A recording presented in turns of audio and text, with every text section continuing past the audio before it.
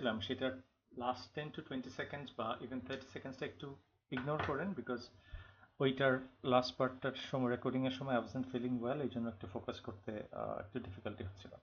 তো মূলত বলার চেষ্টা করা হচ্ছে যে আমাদের প্রতিটা ডিফারেন্ট টাইপ অফ ম্যাটেরিয়ালস আমাদের যা যা থাকে তার জন্য একটা সেপারেট ওয়্যার হাউসেরও প্রয়োজন হতে পারে। যদি আমি চায়না থেকে বাল্ক কোয়ান্টিটিতে আমি 10-15টা কন্টেনার অথবা আরও বেশি পরিমাণের আনি, সো আমি চাবো যত বেশি পরিমাণে কিনতে আমার ইউনিট এই প্রাইস কমে আসবে, ট্রান্সপোর্টেশন কস্টও আমার ইকোনমিজ অফ স্কেলের কারণে কম আসবে। এই জন্য তার জন্য একটা ডেডিকেটেড ওয়্যার হাউসের চিন্তা করব।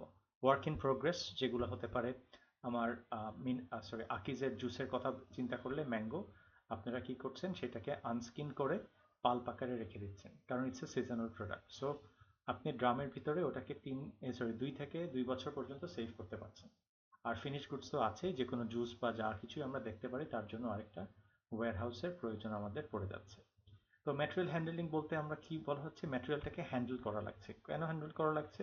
সাপ্লাই চেইনের বিভিন্ন পয়েন্টে এটাকে মুভ করা লাগে। যেমন আপনার আর হতে পারে সাপ্লায়ার আর যখন তার র মেটেরিয়ালসগুলো আপনার ফ্যাক্টরিতে পাঠাচ্ছে, যেটাকে আমরা ইনবাউন্ড লজিস্টিক বলি, সেই অবস্থাতেও ট্রাক থেকে আনলোড করা লাগে।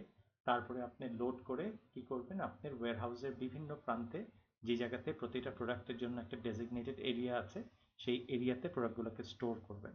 এবং যখন প্রোডাকশনের জন্য প্রয়োজন হবে তখন আবার সেখান থেকে আনলোড করে আপনি আপনার প্রোডাকশন লাইনে সেটাকে ইনপুট হিসাবে দিবেন। আবার যখন ফিনিশ গুডস হয়ে যাবে তখন আবার আর যেই ট্রাকগুলো আপনার ডিস্ট্রিবিউশন সেন্টার থেকে আসবে সেই ট্রাকগুলোতে প্রোডাক্টটাকে লোড করা লাগবে।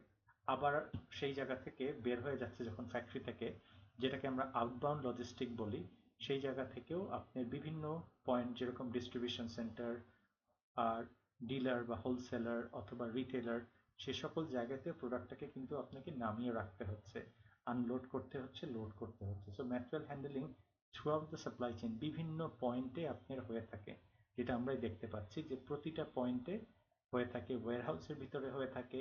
আবার রিভার্স লজিস্টিক মানে হচ্ছে সাপ্লাই চেইনে যখন প্রোডাক্টটা আপনি কাস্টমারের কাছে পাঠালেন অথবা যে কোনো পয়েন্টে পাঠালেন, প্রোডাক্টের ড্যামেজ হতে পারে। যেমন আপনি খেয়াল করে দেখবেন যে এই কয়দিন প্রচণ্ড পরিমাণে বৃষ্টি হচ্ছিল। সো আপনি কোনো প্রোডাক্ট পাঠালেন, যাওয়ার পথে বৃষ্টিতে প্রোডাক্টটা সেই কাস্টমারের বাসায় পৌঁছানোর আগেই একেবারে ভিজে টিজে নষ্ট হয়ে গেল। আপনি কি করবেন? কাস্টমার সার্টেনলি সেটার নষ্ট প্রোডাক্টের জন্য পে করেনি, সেই প্রোডাক্টের রিটার্ন চাবে। রিটার্ন চাইলে আপনার কি করতে হবে? আপনার নিকটবর্তী ওয়্যারহাউসগুলোতে বা ডিস্ট্রিবিউশন সেন্টারে প্রোডাক্টটাকে ফেরত দিতে হবে। সো এই ফেরত দেওয়ার ক্ষেত্রেও কিন্তু ম্যাটেরিয়ালটাকে হ্যান্ডেল করা লাগছে। So material handling through out the supply chain সব জায়গাতেই আছে। আমরা ওয়্যারহাউসে বলেছিলাম একটু আমাদের প্রথম পার্ট অফ দ্য ভিডিওতে, যে কোথায় কোথায় আমাদের ম্যাটেরিয়াল হ্যান্ডেলিং করা লাগে। এইখানে একটা ছবিতে দেওয়া আছে, বাট এটা আমরা অলরেডি ডিসকাস করেছি। আর যেটাকে বলা হচ্ছে সাপ্লাই চেইনের ম্যাটেরিয়াল হ্যান্ডেলিং, এটা ফর মানে থাকবেই, কিন্তু এটাকে অ্যাভয়েড করা যাবে না, কিন্তু অনেক ক্ষেত্রে আমরা এটাকে মিনিমাইজ করতে পারি। সো মিনিমাইজ কিভাবে করার আছে, ওরা দুইটা অপশনস বলেছিল। ক্রস ডকের ক্ষেত্রে তিনটা প্রিন্সিপাল ফলো করা হয়, এটাকে বলা হয় আর, এস এবং এস। আর মানে রিসিভ করবেন আইটেমটা, তারপরে এস মানে সর্ট মানে বাছাই করা। এই জিনিসটা কিভাবে হয়? রিসিভ করছেন একটা তিনটা ট্রাক এসেছে, এখানে যে ছবিটা দেখছেন, তিনটা ট্রাকে তিনটা সাপ্লায়ার থেকে এসেছে, হতে পারে এসিআই, হতে পারে সিটি গ্রুপ, আর হতে পারে হচ্ছে স্কোয়ার। তো আপনার কাছে যে ট্রাকগুলো আসছে, সার্টেনলি আপনার কাছে কাছে একটা পারচেস অর্ডার আছে। সেই পারচেস অর্ডারে আপনি কি কি অর্ডার করেছেন, আর ওরা আপনাকে একটা সেলার্স ইনভয়েস দিচ্ছে, যেটাকে চালান বলছি। চালানের মধ্যে সমস্ত লেখা আছে যে কি কি আইটেম এসেছে। তো আপনি কিন্তু অলরেডি ট্রাকটা যখন আপনার ইনবাউন্ডের সেটাকে আহ, ইয়ে করে মানে স্টপ করেছে বা এখানে প্লেস করেছে, আপনি অলরেডি জানেন এই ট্রাকগুলো থেকে কি কি আপনার আছে। এখন আপনার এরপরের কি কাজ হওয়া উচিত যে সেগুলোকে চেক টেক করে রিজার্ভ স্টোরেজে পাঠিয়ে দিবেন, কিন্তু ক্রস ডকিং এ সেইটা করা হয় না। ক্রস ডকিং এর তিনটা জাস্ট স্টেপ ফলো করা হয়। একটা হচ্ছে রিসিভ করছেন, মানে আমি বুঝে নিচ্ছি যে কি কি পেলাম। এখন সেই কি কি পেলাম জিনিসগুলোর পর থেকে আমি এখন বাছাই করব। দেখতে পাচ্ছেন আউটবাউন্ডে আরো তিনটা গাড়ি আছে, হয়তো আরো তিনটা থেকে চারটা পাঁচটা থাকতে পারে। যেমন আমরা যদি এটাকে মিনা বাজারের কনটেক্সটে বলি, আমার তিনটা সাপ্লায়ারের গাড়ি আমার মিনা বাজারের ওয়্যারহাউসে ঢুকেছে। এই মিনা বাজারের ওয়্যারহাউসের যে ঢুকেছে প্রতিটা সাপ্লায়ারের গাড়িতে কতটা পণ্য কি কি পণ্য আসছে তা আমার কাছে আগে থেকেই তার লিস্ট আছে। আমি রিসিভ করে বুঝে নিলাম যা আসার কথা তাই এসেছে। এখন আমি কি করব? রিসিভ হয়ে গেল আর শেষ, এখন হবে সর্ট। সর্ট মানে বাছাই করব। ওই যে আমার তিনটা গাড়ি একেবারে ডান দিকে আউটবাউন্ড হিসাবে লেখা আছে, এই তিনটা গাড়িতে, সেই তিনটা গাড়ি একটা ধানমন্ডি ব্রাঞ্চে যাবে, একটা যাবে হচ্ছে উত্তরা ব্রাঞ্চে, আর একটা যাবে হচ্ছে বনানী ব্রাঞ্চে। তার মানে তিনটা গাড়ি আমার তিনটা আউটলেটে যাওয়ার জন্য অপেক্ষা করছে। আমি রিসিভ করেছি, বুঝেছি আমার কি কি পণ্য আসছে, সেটা আমার বোঝা শেষ, ঠিকমতো পেয়েছি। এখন আমি সর্ট করব কিসের ভিত্তিতে? আমার কাছে অলরেডি একটা লিস্ট আছে। এই তিনটা গাড়ি যেটা ওয়েট করছে বাইরে, এই তিনটা গাড়িতে কি কি পণ্য যাবে। তার মানে আমি যা রিসিভ করেছি সেই পণ্যটাই আমি তিন ভাগে ভাগ করে ফেলে আমার তিনটা আউটলেট বা তিনটা রিটেলে আমি তুলে দিব। সো এইটা মানেই হচ্ছে সর্ট করা। সর্ট মানে আপনি রিসিভকৃত সকল পণ্যগুলোকে বাছাই করছেন, করে কতগুলো পণ্য প্রথম গাড়িতে যাচ্ছে, কতগুলো পণ্য দ্বিতীয় গাড়িতে যাচ্ছে, কতগুলো পণ্য তৃতীয় গাড়িতে যাচ্ছে, এইটাকে আপনি ঠিক করে ফেলছেন। এটাকেই সর্ট বলছে। সর্ট মানে হচ্ছে বাছাই করা। এবং বাছাই যখন করে ফেললেন, এখন কি কাজ? গাড়িতে তুলে দেবেন। এটাকেই বলা হচ্ছে শিপ। তো ক্রস ডকের তিনটা প্রিন্সিপাল করে। একটা হচ্ছে রিসিভ করেন, যা যা পণ্য এসেছে সেগুলোকে বুঝে নেন। এস মানে সোর্ট, মানে যা বুঝে পেয়েছেন সেগুলোকে বাছাই করছেন কোনটা কোন গাড়িতে যাবে। যখন বাছাই করা শেষ, এখন গাড়িতে তুলে দেবেন, এটাকে বলা হচ্ছে শিপ। আর এস এস। সো আপনি যখন আর এস এস দিয়ে ক্রস ডকটা করছেন, তার মানে আপনার কষ্ট করে রিজার্ভ স্টোরেজে পণ্যটা রাখা লাগছে না। না হলে আপনার কি করা হতো? রিসিভ করতেন, করে পণ্যটাকে রিজার্ভ স্টোরেজে রেখে দিতেন। পরবর্তী সময়ে কোনো জায়গায় একটা অর্ডার আসতো, আবার আর অর্ডার পিকারকে ওই রিজার্ভ স্টোরেজে পাঠাতেন। রিজার্ভ স্টোরেজ থেকে আনলোড করে আবার সে নিয়ে আসতো। তার মানে অনেকবার প্রোডাক্ট হ্যান্ডেলিং এর প্রয়োজন ছিল। কিন্তু ক্রস ডকে মাত্র তিনটা কাজ করেন: রিসিভ, সোর্ট অ্যান্ড শিপ। এই জন্য অনেক আননেসেসারি ম্যাটেরিয়াল হ্যান্ডেলিং গুলোকে আপনি অ্যাভয়েড করতে পারছেন। আরেকটা অপশন বলেছে কনসলিডেশন। কনসলিডেশনের মানে হচ্ছে একত্র করে পাঠানো। আপনি হয়তো এখানে দেখতে পাচ্ছেন যে আমি যদি বলি আমার তিনটা সাপ্লায়ার এসেছে, মিনাবাজারের উদাহরণটা দিয়েই বলি। এসিআই, তারপরে হচ্ছে আমি যদি এখান থেকে একটু ড্র করি যে এসিআইয়ের যে প্রথমটা, এ সাপ্লায়ার, বি সাপ্লায়ার আর সি সাপ্লায়ার। এখন এসিআই এর এর যেই পণ্য এসেছে 2 টন, মানে 2000 কেজি। স্কোয়ার থেকে বি সাপ্লায়ার, তারও এসেছে 2 টন, 2000 কেজি। আর সি মানে সিটি গ্রুপের সাপ্লায়ার, সে পাঠিয়েছে 1 টন, 1000 কেজি। এখন আপনি যেই গাড়ি দিয়ে ধানমন্ডি ব্রাঞ্চে পাঠাবেন, সেই গাড়ির ক্যাপাসিটি হচ্ছে সমগ্র বাংলাদেশ 5 টন, মানে 5000 কেজি তুলতে পারে। তো আপনি কি চিন্তা করবেন যে আমার সাপ্লায়ার এর যে গাড়িতে 2 টন এসেছে, সেটা দিয়ে আমি একটা গাড়ি পাঠিয়ে দিই, আহ, অথবা আমি আরেকটা গাড়ি দিয়ে, তার মানে আপনার এই তিনটা আলাদা আলাদা আপনার সাপ্লায়ারের আইটেমগুলোকে তিনটা গাড়িতে বা তিনবার ট্রিপ দিয়ে পাঠানো লাগছে। সো প্রতিবার ট্রিপে কি করা লাগছে? আননেসেসারি আবার ম্যাটেরিয়ালগুলোকে হ্যান্ড ওঠানো লাগছে, নামানো লাগছে। এখন বলছেন না, আমি তিনটা আলাদা আলাদা ট্রিপে পাঠাবো না, এই তিনটাকেই কনসলিডেট একত্র করে, গাড়ির ক্যাপাসিটি কতটুকু আছে? 5 টন, তাহলে এই তিনটা হয়ে যাচ্ছে। তিনটা একত্র করে একটা গাড়িতে আপনি পাঠাচ্ছেন। তার মানে আপনার ম্যাটেরিয়াল হ্যান্ডেলিং এর আননেসেসারি রিকোয়ারমেন্টগুলোই সমস্ত অ্যাভয়েড করতে পারছেন। তো আপনাকে দুটো অপশন বলা হয়েছে, যে নাম্বার ওয়ান, আপনি ক্রস ডক করলে ম্যাটেরিয়াল হ্যান্ডেলিং কিছু অংশে কমাতে পারছেন। অ্যাট দ্য সেম টাইম যদি কনসলিডেট করেন, একত্র করে মাল্টিপল সাপ্লায়ারকে প্রোডাক্টগুলোকে একসাথে পাঠিয়ে দেন, তাহলে কিন্তু আপনার ম্যাটেরিয়াল হ্যান্ডলিং এর রিকোয়ারমেন্টও কমে যাচ্ছে। আমরা সাধারণত আশেপাশে ওয়্যারহাউসগুলোকে দেখি, যেখানের মধ্যে থেকে পণ্যগুলো আসে কোত্থেকে? আমাদের সেই ধরেন চায়না থেকে নিয়ে আসলেন, নিয়ে এসে কোথায় আসলো? ডকইয়ার্ডে আসলো। ডকইয়ার্ড থেকে তারপরে আপনি পাঠিয়ে দেন ঢাকার জন্য একটা ওয়্যারহাউস, খুলনার জন্য বিভিন্ন রিজনাল ওয়্যারহাউসে পাঠিয়ে দেন। সো আমাদের ওয়্যারহাউসে আমরা যখন আইটেমগুলোকে দেখি, তখন একটু স্মলার কোয়ান্টিটিতে আমাদের হ্যান্ডেল করা লাগে। কারণ ওয়্যারহাউসে আপনার আর একটা প্যালেটের মধ্যে হয়তো ধরেন কটা থাকবে? 24টা কার্টুন, এর বেশি হয়তো দেখি না। কিন্তু আমাদের ডকইয়ার্ডে যখন দেখবেন সেই জায়গার মধ্যে থেকে একেবারে পুরো কন্টেনারে নিয়ে আসে। কন্টেনার কিন্তু অনেক ধরনের হয়, 10 ফিটের হয়, 20 ফিটের হয়, 40 ফিটের হয়, আর 45 ফিটের হয়। এবং কন্টেনারের 20 ফিট মানে হচ্ছে লম্বায় সে 20 ফিট, আর স্ট্যান্ডার্ড তার হাইট উচ্চতাটা হয় 7 ফিট 9 ইঞ্চি।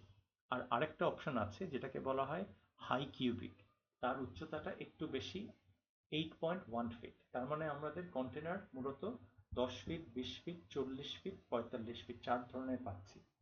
এবং এই এটা হচ্ছে লেন্থের কথা বলছেন, বাট হাইটের ক্ষেত্রে দু ধরনের আছে, একটা হচ্ছে স্ট্যান্ডার্ড 7.9 ফিট, আর একটা হচ্ছে হাই কিউবিক, উচ্চতাটা একটু বেশি, 8.1 ফিট। তো আমাদের যখন এই খেয়াল করে দেখবেন একটা প্যালেট বা কার্টন যখন আমরা হ্যান্ডেল করব, তার জন্য কিন্তু আমাদের যেই ধরনের ইকুইপমেন্ট বা মেশিন লাগবে সেটার কিন্তু ক্যাপাসিটি বা লোড লিফটিং ক্যাপাসিটি অনেক কম লাগে। ওয়ারাজ আমরা ডান পাশের ছবিতে দেখতে পাচ্ছেন যে একটা কন্টেনার আর পুরোটাকে হ্যান্ডেল করছেন, সেই ক্ষেত্রে কিন্তু আমার এই ধরনের ট্রাকের লোড বেয়ারিং ক্যাপাসিটি বা লোড লিফটিং ক্যাপাসিটি অনেক বেশি লাগছে। ফোর্কলিফট আমরা দেখতে পারি সাধারণত 1 থেকে 5 টন পর্যন্ত হয়।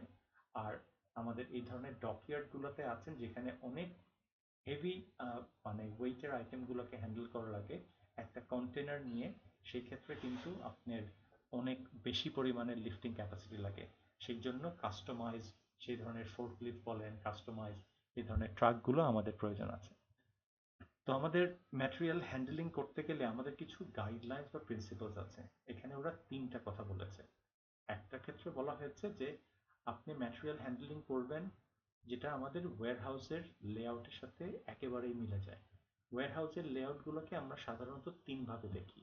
একটা ইউ শেপ হয়, আই শেপ হয়, এল শেপ হয়। শেপ যেরকমই হোক, আপনারা হয়তো খেয়াল করে দেখছেন ছবিটাতে, এই দিক থেকে ইনবাউন্ড ঢুকছে, ঢুকে স্ট্রেইট ভাবে বের হয়ে যাচ্ছে।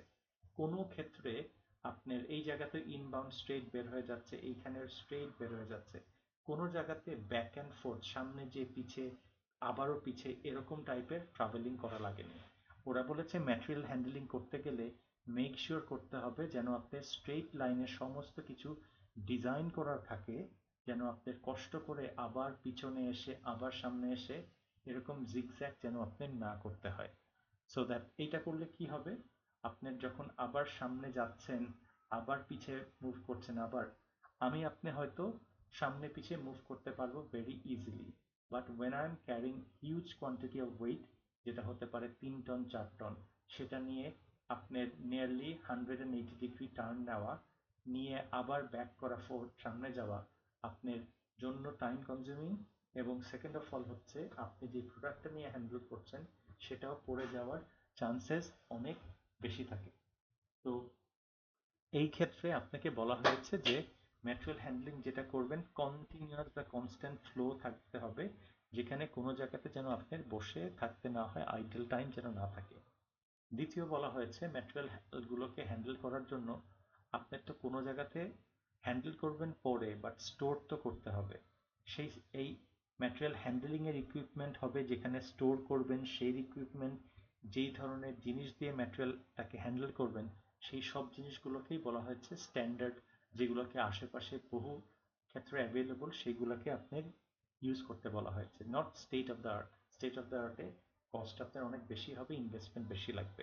তারা আপনার কাছে অলওয়েজ চেয়েছে যে ইনভেস্টমেন্ট যেন কম হয়, আপনার যেন সেভিং হয়। আরেকটা হচ্ছে আপনি অ্যামাজনের কথা যদি চিন্তা করেন, ওদের ফুলফিলমেন্ট সেন্টার যেটাকে ওয়্যারহাউস বলা হয়, সেটার আর টোটাল পরিসীমাটা হচ্ছে 59 ফুটবল গ্রাউন্ডসের সমান। সেটা তো একদিনে তারা করেনি, তারা উইথ টাইম আস্তে আস্তে আস্তে আস্তে এক্সপ্যানশন করেছে। তো আপনারও তো এক্সপ্যানশন লাগতে পারে। সো সেই ক্ষেত্রে আপনাকে যেই ইকুইপমেন্টগুলোকে ইউজ করতে বলা হয়েছে, যদি ধরেন যেখানে আপনার র্যাক সিস্টেমের, তো এইগুলোকে দেখবেন খেয়াল করে যে এই পাশের সাথে যেরকম এই গার্ডগুলো আছে এর সাথে নাট দিয়েই আপনি পাশের সাথে আরেকটা অ্যাটাচ করতে পারবেন। তার মানে আপনি হরাইজন্টালি পাশে চাইলে এইটার সাথে আরেকটা স্ক্রু দিয়ে আরেকটা করতে পারবেন, এইটার সাথে স্ক্রু দিয়ে আরেকটা, তার মানে একটার সাথে একটা এরকম ভাবে প্রচুর আপনার এর ভার্টিক্যালি উপরের দিকেও বাড়তে পারবেন, আবার যদি হরাইজন্টালি লেফট অ্যান্ড রাইটে যদি এক্সপ্যান্ড করতে চান সেটাও আপনি করতে পারবেন। তার মানে আমরা দুটো দেখলাম, একটা বলা হচ্ছে যে আপনি আহ, যে ধরনের ইকুইপমেন্ট ইউজ করবেন সেটার ইনভেস্টমেন্টের দিকে কনসিডার করে স্ট্যান্ডার্ড ইকুইপমেন্টগুলো ইউজ করতে বলা হয়েছে, তাহলে রিপেয়ারও কস্ট কমে যাবে এবং এটা যেন পাশে ফ্লেক্সিবল থাকে, পাশেও যেন আপনি সেটাকে এক্সপ্যান্ড করতে পারেন। আরেকটা বলা হয়েছে ম্যাটেরিয়াল হ্যান্ডলিংয়ের জন্য সবসময় স্ট্রেইট লাইনে জিনিসগুলোকে রাখতে হয়, তাহলে সুবিধাটা হচ্ছে যখন হ্যান্ডলিং করে বের হয়ে আসবেন ক্যাজুয়ালিটি বা অ্যাক্সিডেন্টের চান্সেস কম থাকে। লাস্টলি যেটা বলা হয়েছে, আপনি কি করছেন যদি ধরেন ভারী আইটেমসগুলোকে রাখেন, ভারী আইটেমসগুলোকে রেখে আপনি কি করছেন এই জায়গাতে ছেড়ে দিবেন। এখন আপনার কি করতে হবে, না হলে পুশ করে ঠেলে ঠেলে এত দূর আনতে হবে, যেটা এত বড় ধরনের ইকুইপমেন্ট আসলে পাওয়া যায় না। আপনি যদি ফোর্কলিফটটা দেখার চিন্তা ভাবনা করেন, আমি যদি সামনের দিকে একটু দেখাই এই ভিডিওটা, সেখানের মধ্যে থেকে কি দেখছেন যে আপনার সামনে এতটুক পর্যন্ত রাখতে পারছেন, তার মানে সামনে 48 ইঞ্চি পর্যন্ত সামনের দিকে আপনি রাখতে পারছেন। বাট এই যে ডিস্টেন্সটা দেখলেন, এটা তো 48 কয়টা, 1 2 3 4 5, পাঁচটা, এত দূর পর্যন্ত তো কোনোভাবেই রাখার আপনার স্কোপ নাই। এই জন্য ওরা কি বলেছে, এইগুলাকে এই যে ছোটবেলা আমরা সিসো না, ছোটবেলা স্লাইড গুলা দেখেছিলাম, এই যে উপরে আমরা উঠতাম, উঠার পর এখান থেকে ছেড়ে দিতাম, নেমে চলে যেত, যে স্লাইড গুলো আপনারা আমরা প্রায়শই দেখে থাকি। তো এখন বলা হয়েছে যে এরকম ভাবে যেন আপনার গ্র্যাভিটির কথা বলা হয়েছে, এমন ভাবে একটু টিল্ট করে, মানে আলতো ভাবে উপর নিচ থেকে এরকম ভাবে অ্যাঙ্গেলে রাখতে। তার মানে এটা কিন্তু খেয়াল করে দেখেন যে এটা কিন্তু স্ট্রেইট না, এটা কিন্তু একটু বাঁকা। তার মানে প্রতিটা এইভাবে র্যাকগুলোকে একটু বাঁকা রাখবেন, যেন এইখানে ছেড়ে দিলেই সে অটোমেটিক্যালি আপনার পড়ে যেতে পারে। আমরা এইটার জন্য যদি একটু ভিডিও একটা দেখি, ভিডিও দেখলে আমাদের এটা একটু ক্লিয়ার হয়ে যাবে। আমরা একটু দেখার চেষ্টা করি। এখানের মধ্যে থেকে আপনার এর সাউন্ডটাকে বন্ধ করে দেই।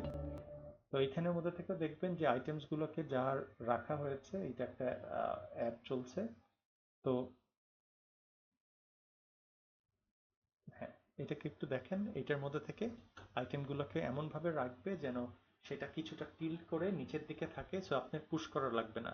নিচে রোলার থাকবে, রোলার দিয়ে অটোমেটিক্যালি উপরে ছেড়ে দিবেন, এটা নিচের দিকে নামতে নামতে নামতে। আর এইগুলো যেরকম আপনার প্রতিটাতে নাট আছে, চাইলে এক্সপ্যান্ডও করতে পারবেন। এই যে আপনি বক্স রেখে দিচ্ছেন, ছেড়ে দিচ্ছেন, এইদিকে নিচে এসে রোলার র্যাকের মতো রেখে যাচ্ছে। আবার রোলার র্যাক না থেকে এটা প্লাস্টিকের না থেকে স্টিলেরও থাকতে পারে। এই যে পাশেও আপনি এক্সপ্যান্ড করতে পারছেন। এই জন্যই বলা হয়েছে যে এমন ম্যাটেরিয়াল হ্যান্ডলিং এর জন্য এরকম জিনিস দরকার যেটা খুব ফ্লেক্সিবল, ইজিলি আপনি এক্সপ্যানশনে যেতে পারেন, সাইড ওয়াইজ বা up wise, side wise horizontally আর উপরের দিকে ভার্টিক্যাল। তো এটাই বলা হয়েছে যে আইটেমগুলোকে যখন রাখবেন তখন এরকম ভারী জিনিসের জন্য এই যে রোলারটা আছে, আর ছোট ছোট বক্সের জন্য এরকম যেই হুইলস যেগুলো আছেন সেগুলোকে ছেড়ে দিলেই আপনি সামনের দিকে চলে যাবে। তো এইটাই বলা হয়েছে যে যখনই এই আইটেমগুলো আপনি ইউজ করছেন তখন মেক শিওর করবেন যেন এই গ্র্যাভিটি কনসেপ্টটাকে ফলো করছেন, তাহলে আপনার এক্সট্রা কোনো প্রেশার লাগবে না, যেটা দিয়ে পুশ করে আপনি পুরো পর্যন্ত ও ইয়ে করতে পারে। হ্যাঁ, তো এইটা পর আমরা একটু পরেরটা দিয়ে দেখার চেষ্টা করছি। এটা দেখেছি। এখন ম্যাটেরিয়াল স্টোর করেন বা হ্যান্ডেল করেন, আমরা এই যে দেখেছেন এই যে বাঁ পাশে গাছ টাছ করে সমস্ত ডালপালা কাটা হয়েছে, এখন আপনি কি করবেন, এগুলাকে একটা পয়েন্ট থেকে আরেকটা পয়েন্টে শিফট করা লাগবে। একটা একটা করে করবেন, সার্টেনলি নট।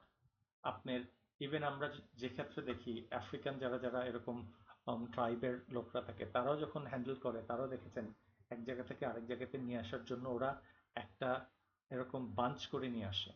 সো আমরা প্রোডাক্টের ক্ষেত্রে, স্টোরের ক্ষেত্রে বলেন, প্রোডাক্ট হ্যান্ডেলিং এর ক্ষেত্রে বলেন, আমরা লুজ ভাবে একটা একটা প্রোডাক্ট আসলে হ্যান্ডেল করি না। হ্যাঁ করি, যদি একটা জেনারেটর প্রায় ধরেন 2-3 টন, সেইগুলোর ক্ষেত্রে these are exceptional product, but usually আমরা স্ট্যান্ডার্ড কেসেসে আমরা প্রোডাক্টগুলোকে একসাথে হ্যান্ডেল করি, একত্র করি না, কারণ একসাথে যখন হ্যান্ডেল করব তখন আমার সময় কম লাগবে, খরচও কমে যাবে। এবং ওয়্যার হাউসেও এক কথা বলেন আপনি, ইভেন আপনি যদি ডকইয়ার্ডেও কথা বলেন, একইভাবে তারা মাল্টিপল জিনিসগুলোকে তারা একসাথে হ্যান্ডেল করে। আমরা একটু দেখব যেরকম এই কনসেপ্টটাকেই বলা হচ্ছে ইউনিট লোড কনসেপ্ট। যেমন আমরা ইউনিট লোড কনসেপ্টে মানে একটা, এই যে খেয়াল করে দেখেন এইখানে কতগুলো বক্স আছে, কার্টুনগুলোকে 1 2 3 4 5 6 7 8, আর এখানে 1 2 3 4 5 6 7 8 8 8, তার মানে 64টা 64 আর বক্সেস একটা একসাথে তারা হ্যান্ডেল করছে। সো এই যে আপনি এখানে দেখেছেন যে এইটাতে 64টা বক্স একসাথে বা কার্টন একসাথে রেখে হ্যান্ডেল করা আপনার জন্য বেশ সাশ্রয়ী। এইটাকে আমরা বলছি ইউনিট লোড। তার মানে একটা ইউনিট হিসেবে কনসিডার করছি যখন এখানে 64টা বক্স বা কার্টনস একসাথে একত্র করে রাখা হয়েছে। আমরা ছোটবেলায় লেগো খেলেছি, লেগোতে দেখেছেন একটার উপর আরেকটা ব্লক সিস্টেম করে করে আমরা জিনিসটাকে রেখেছি। সেম ভাবেও আমরা বলার চেষ্টা করছি যে ইউনিট লোড মানে ওই যে কনসলিডেশন বলে একটা ওয়ার্ড আছে, কনসলিডেশন মানে একত্র করা। সেটা হতে পারে একটা কার্টন, এটা হতে পারে কেসেস। এইগুলোকে আপনার একত্র করে করে একটা বড় ইউনিট তৈরি করছি। ইউনিট তৈরি করছি কেন? কারণ আমার জন্য প্রোডাক্টটাকে হ্যান্ডেল করা অনেক ইজি। এখানে 64টা বক্স আপনার আলাদা আলাদাভাবে হ্যান্ডেল করার থেকে আপনি যখন 64টা একসাথে করছেন, করে আপনার সময় বাঁচছে। আপনার প্রোডাক্টগুলোকে যখন একটা এরকম বেসের উপর, যেটাকে উডেন প্যালেট বলি, তার উপর রাখছেন, রেখে প্লাস্টিক র্যাপার দিয়ে র্যাপ করছেন, তার মানে প্রোডাক্টগুলো একসাথে স্টার্ডি হয়ে বা টাইডি হয়ে একসাথে আছে।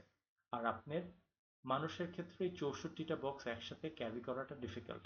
এর জন্যই আপনার অপশনস আছে। উপরে যেটাকে দেখছেন সেটাকে বলা হয় ফোর্ক লিফট, উপরে যেটাকে দেখছেন। আর নিচে যেটাকে আছেন সেটাকে বলা হয় প্যালেট জ্যাকের কথা বলা হয়।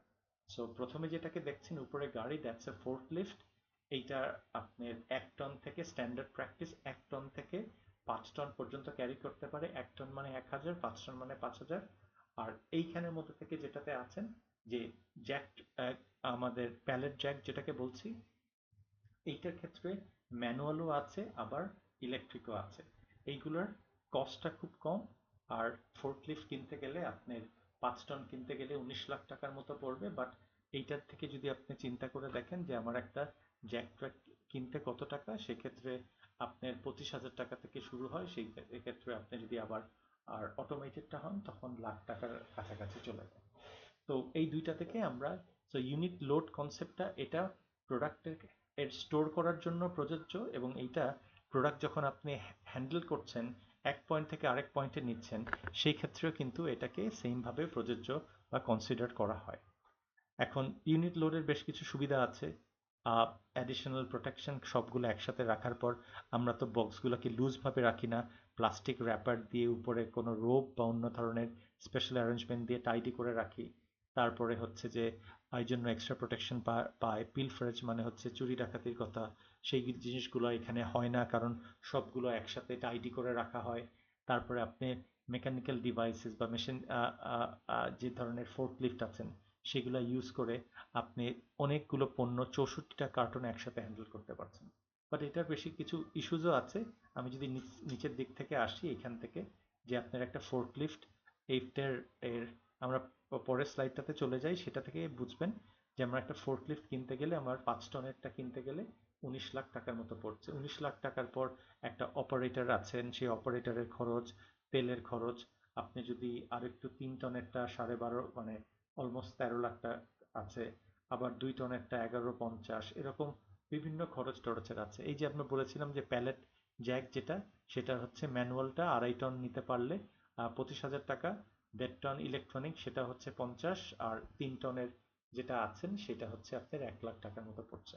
তো ফোর্কলিফটের এর এর মতো এদের খরচ আপনার আছে, টাকা আপনার লাগবে জিনিসটা কিনতে, জিনিসটা মেইনটেনেন্স করতে, সেটার একটা খরচ আছে।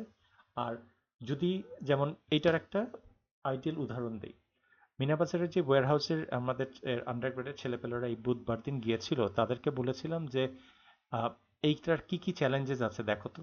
ওরা দেখে একটা জিনিসটাকে বের করেছে যে আসলে, এবং ওনারাও বলেছে যে আমাদের প্রতিটা র্যাক যেটা আছেন, র্যাকের মধ্যবর্তী যেই স্থানটা আছে সেটাকে আমরা আইল বলছি।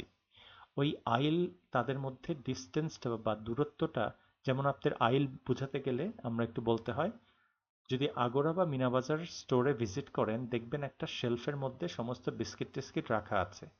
তো আপনি এখানে দাঁড়িয়ে তার পাশে আরেকটা যে শেলফ আছে সেটা একটু দূরে। তো এই যে শেলফ থেকে আরেকটা শেলফের যে দূরত্বটা সেটাকে বলা হচ্ছে আইল। সো এটা স্টোরেও যেরকম আইল বলা হয়, ওয়্যারহাউসেও একটা র্যাক থেকে আরেকটা র্যাকের মধ্যবর্তী দূরত্বটাকে আইল বলা হয়। তো আপনি যখন ওই আইলের ডিস্টেন্সটা দেখছেন তখন দেখছেন যে মাত্র 4 ফিট আছে। তো এই 4 ফিট যখন থাকবে তখন কিন্তু আপনার এই ধরনের ফোর্কলিফটটা আপনি ঢুকাতে পারবেন না, কারণ এই ফোর্কলিফট, স্ট্যান্ডার্ড ফোর্কলিফটের আপনার স্পেস দরকার হয় 13.5 ফিট, আবার কিছুগুলো 9 ফিট, আবার কিছুগুলো 6.5 ফিট। 6.5 ফিটের যেটা সেটা অনেক দামি, সো সেগুলো 20-25 লাখ না, ওইটা 40 লাখও হতে পারে। তো ওরা কি করেছে যে বলেছে যে আমাদের তো এতগুলা আইটেম একসাথে লাগে না, আমাদের সব খুচরা খুচরা আইটেম চাই, এবং খুচরা খুচরা আইটেমের যেমন বক্স টক্স বলছেন, আমাদের খুব বেশি এখান থেকে এত কোয়ান্টিটি যায় না। আমি বললাম কেন, আপনাদের কি লস হয়? বলে না, আমাদের ডেলিভারি দুই ধরনের হয়, একটা হচ্ছে ডিএসডি বলা হয়, আরেকটা হচ্ছে ওয়্যারহাউসে ডিএসডি। সো আমি বললাম তখন ওটা বললো আমাদের ডিএসডি করা হয়। ডিএসডি মানে ডাইরেক্ট স্টোর ডেলিভারি। তার মানে এসিআই স্বপ্ন ওরা দুভাবে ডেলিভারি দেয়, একটা ওয়্যারহাউসেও দেয় আর আরেকটা ডাইরেক্ট স্টোর ধানমন্ডি, মিরপুর, গুলশান, ওই স্টোরেও তারা ডেলিভারি দেয়। তো ওরা বলেছে যে আমাদের যেহেতু এতগুলো আইটেম আমরা হ্যান্ডেল করি না, আমাদের আসলে এখানে ওয়্যারহাউসের এর ভিতরে আইলের এতটা দূরত্ব লাগে না, আর এইসব ফোর্কলিফটও লাগে না। সো যেই সকল কোম্পানি খুচরা খুচরা পণ্যগুলোকে ব্যবহার করে বা হ্যান্ডেল করে, তাদের জন্য এরকম ওয়্যারহাউসের এতগুলো আপনার পণ্য একসাথে, এই 64টা কার্টন একসাথে হ্যান্ডেল করার তাদের প্রয়োজন নাই। এই জন্য তারা এই ধরনের আইটেমে যায় না। তো আপনার এর প্রোডাক্টটাকে হ্যান্ডেল করেন, প্রোডাক্টটাকে স্টোর করেন, ইউনিট লোডটাকে আপনার মানতেই হবে, বিকজ ইউনিট লোডে যদি আপনি হ্যান্ডেল করেন বা স্টোর করেন, আপনার সার্টেন অ্যাডভান্টেজ অবশ্যই আপনার কাছে আছে। এখন আমাদের প্রশ্ন আসবে যে আমরা তো বললাম কিভাবে করতে হবে ইউনিট লোড হিসাবে। আমাদের তাহলে ম্যাটেরিয়াল হ্যান্ডেল করার অনেক সময় ছোট পরিমাণের করি, অনেক সময় বড় পরিমাণের করি, তাহলে আমাদের কাছে অপশনসগুলো কি কি আছে আমরা দেখি। আমাদের কাছে মূলত 5টা অপশনস আপনার আছে, যদিও আমরা মূলত এই 3টাকে দেখব, কারণ 4 এবং 5 মানে এই দুইটার বাংলাদেশে আসলে এখনো পর্যন্ত আমাদের দেখার সৌভাগ্য দুর্ভাগ্য হয়নি, অ্যামাজনের মতো জায়গাতে দেখতে পারেন। ম্যানুয়াল হ্যান্ডেলিং মানে আমাদের বাংলাদেশে প্রচুর আমার আপনার মতো কামলা মানুষ আছি, আমরা যাচ্ছি সেখানে আমাদের কায়িক পরিশ্রম, লেবার টেবার দিয়ে আপনার কাজ করছি। মেশিনাইজডের ক্ষেত্রে ওই যে ট্রলি আছে, হুইল আছে, ফোর্কলিফট আছে, রিচ ট্রাক আছে, প্যালেট জ্যাক আছে, এগুলা দিয়ে করছি। সেমি অটোমেটিক মানে এটার হচ্ছে প্রথম এবং দ্বিতীয়টার সংমিশ্রণ। তার মানে সেই জায়গাতে কিছু জায়গাতে আমি ধরেন মেশিনাইজড করব, আবার অল্প জায়গাতে আমি আমার আপনার মতো মানুষ, তার মানে এটা মানুষ এবং মেশিনের সংমিশ্রণ।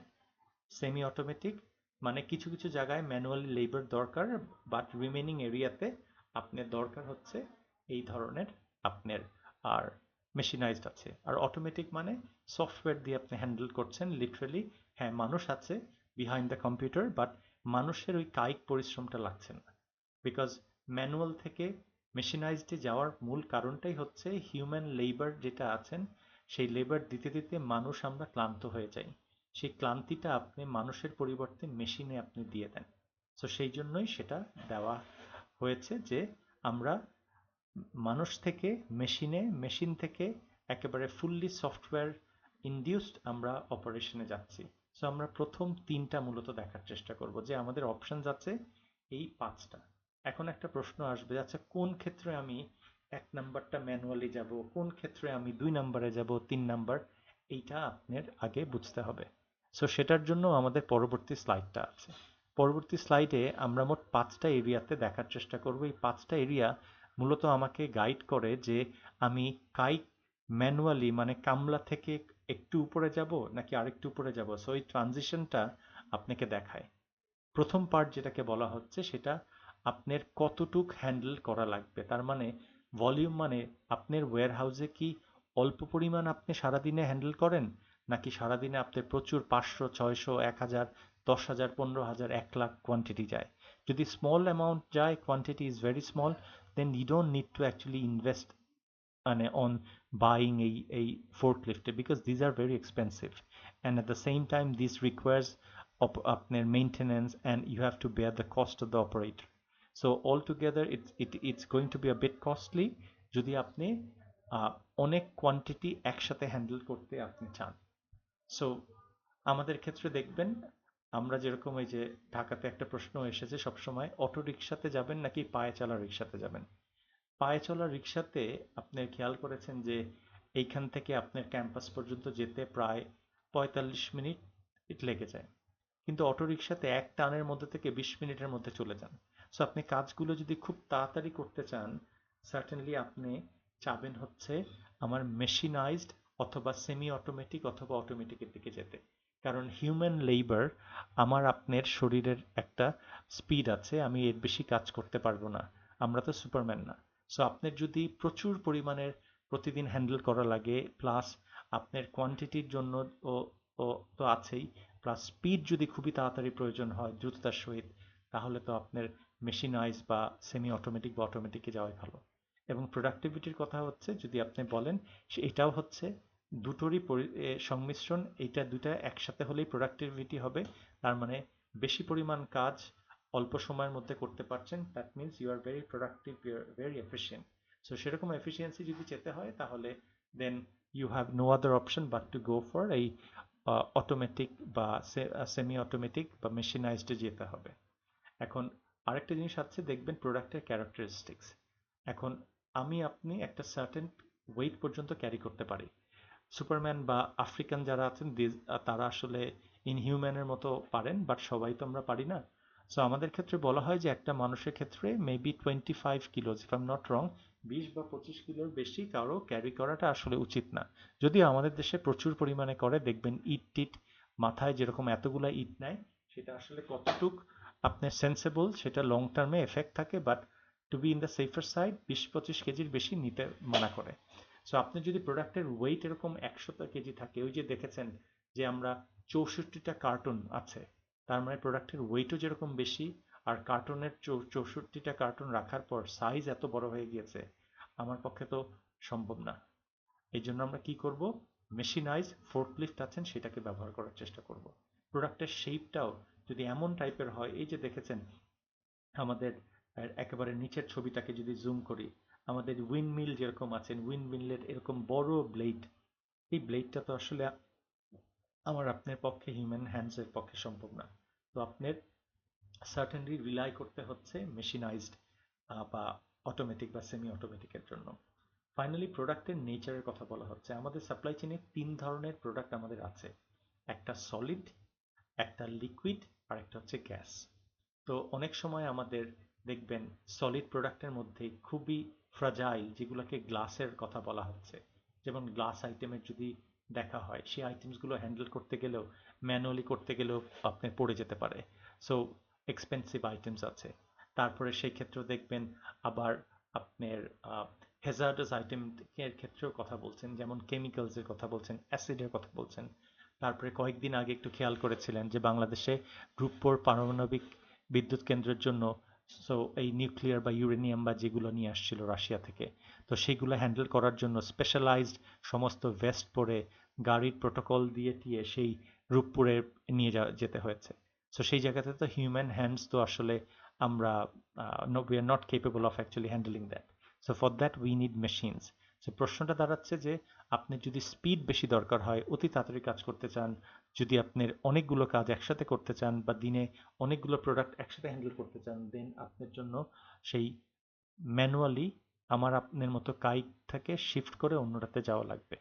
আর লাস্টলি যেরকম আছেন, সময়ের ব্যাপার বলেছি, ওজনের সরি আপনার ভলিউমের ব্যাপার বলেছি, প্রোডাক্টের ওজন যদি বেশি হয়, প্রোডাক্টের সাইজ যদি এমন হয় যেটা আপনার অনেক বড়, সেই ক্ষেত্রে আপনার প্রয়োজন হবে মেশিনাইজ বা সেমি অটোমেটিক। প্লাস প্রোডাক্ট যদি খুবই সেন্সিটিভ প্রোডাক্ট হয়, ফ্রাজাইল প্রোডাক্ট হয়, এখানে আরেকটা আছে পেরিশেবলের ক্ষেত্রে। সো পেরিশেবলের ক্ষেত্রেও আপনার অনেক সময় দেখা যাচ্ছে প্রয়োজন পড়ে এই কারণেই যে ধরেন গ্রিন লিফি ভেজিটেবল শাকগুলোকে, সেগুলোকে হিউম্যান হ্যান্ডসে হ্যান্ডেল করতে গেলে, এক জায়গা থেকে আরেক জায়গায় নিতে গেলে পড়ে যেতে পারে, ঠিকমতো রাখতে না পারেন, সো প্রোডাক্টটা সময়ের আগে নষ্ট হয়ে যেতে পারে। সো মেশিন দিয়ে হ্যান্ডেল করলে আপনার প্রোডাক্টের সেফটিও ভালো থাকে, অনেক প্রোডাক্টগুলো একসাথে হ্যান্ডেল করতে পারেন।